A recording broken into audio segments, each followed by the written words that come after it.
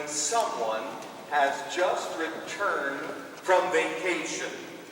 They seem well rested after a relaxing trip, or exhausted or jet-lagged after a more laborious or stressful trek.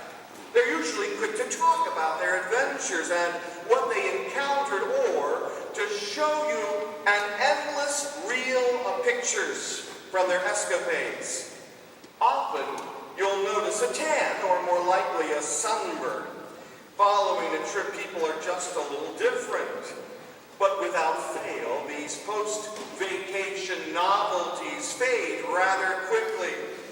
The stories become less frequent, the person's sleep schedule gets back on track, and the tan slowly fades, unless it was a spray-on.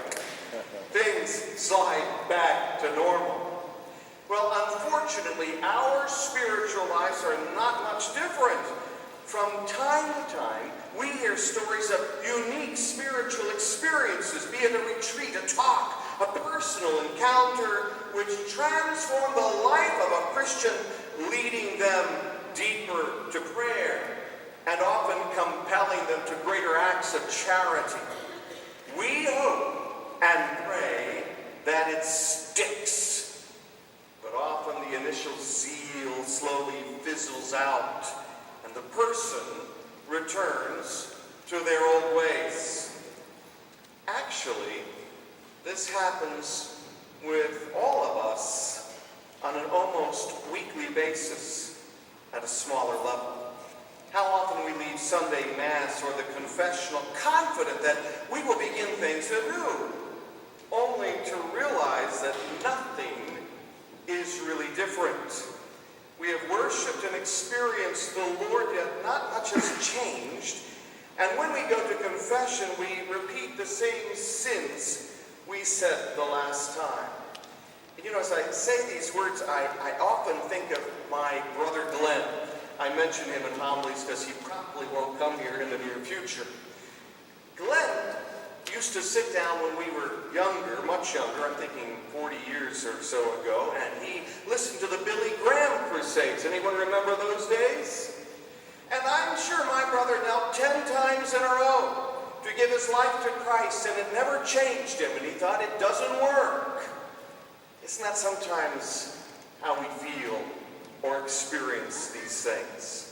Well, I think today's gospel has much to teach us about this regular spiritual occurrence. The Magi are blessed with the profound experience of gazing upon the newly born King of Israel. What a treasured encounter this must have been, to have seen the Lord of all the universe wrapped in swaddling clothes, lying in a feed trough.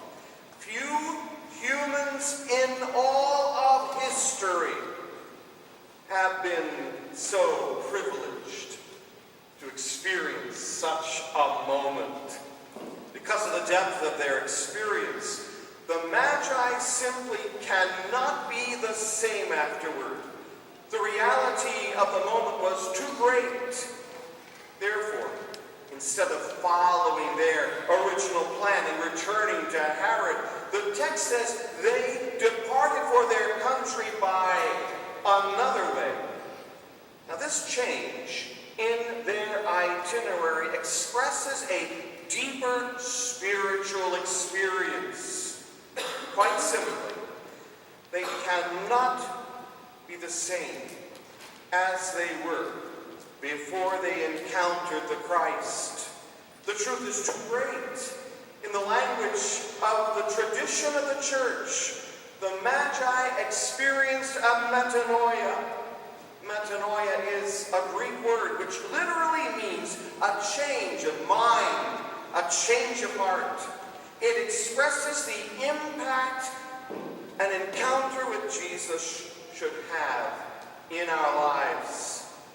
A metanoia involves a different way of seeing, which should lead people like ourselves to a different way of acting. The Magi encountered Christ in worship, and they leave that experience physically and spiritually in a different manner than when they initially arrived. The rarity of this experience in the modern Christian life helps to explain many of the empty seats in our pews on Sundays. And it strikes me today in one sense, doesn't it? Because if you were here on Christmas Eve, you would have seen the church filled 5 times.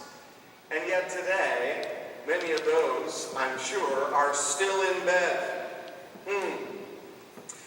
We have seen our friends, our family members, our neighbors, and they've seen us attend Mass Sunday after Sunday only to return to our lives by the same way, speaking in the same manner, complaining about the same issues, committing the same sins, and failing to put more effort into our spiritual lives.